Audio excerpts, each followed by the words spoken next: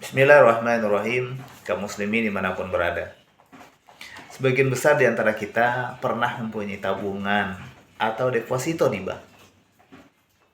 Setiap kali kita butuh, kita akan menariknya, kita akan mengambilnya. Semakin sering kita mengambil dan menarik, akhirnya tabungan kita kosong dan nol. Akhirnya kita tidak bisa mengambil lagi. Kenapa? Karena sudah nol, sudah kosong. Saudara-saudara, Rasulullah SAW pernah menawarkan kepada kita semuanya tentang 3 investasi, yang mana investasi itu tidak ada habisnya. Kita akan bisa mengambil manfaat dari investasi tersebut sepanjang hayat. Bahkan ketika kita sudah meninggal sekalipun, kita masih bisa merasakan dan mendapatkan manfaat dari investasi tersebut. Rasulullah SAW sampaikan dalam hadisnya, "Idza mata ibnu Adam in qata amaluhu illa min thalasin."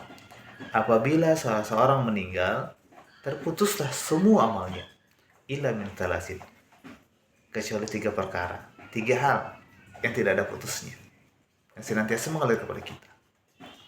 Yang pertama adalah sedekatin jariyatin, sedekah jariah, seperti kita menyumbang ke sebuah masjid yang sedang dalam pembangunan. Kita menyumbang semen, menyumbang besi, menyumbang batako atau material yang lainnya. Selagi masjid itu dimanfaatkan oleh orang muslim dalam rangka beribadah kepada Allah Subhanahu wa taala, maka ketika itu pahalanya akan mengalir kepada kita. Yang kedua adalah ilmin yantafi'u bih, ilmu yang bermanfaat baginya. Masing-masing kita mempunyai ilmu yang berbeda-beda atau mempunyai keahlian yang berbeda-beda. Ketika ada orang lain yang butuh dengan ilmu kita, maka kita ajarkan. Ilmu apa saja? Tentunya adalah ilmu kebaikan, ya. Ilmu yang mendatangkan manfaat.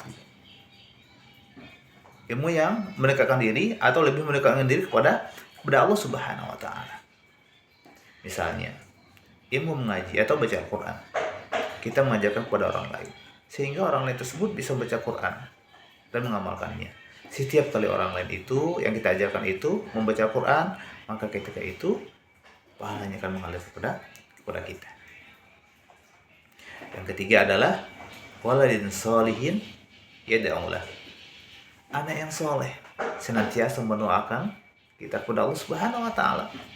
Oleh karenanya, mulai kita lebih teliti dalam memilihkan sekolah untuk anak-anak kita.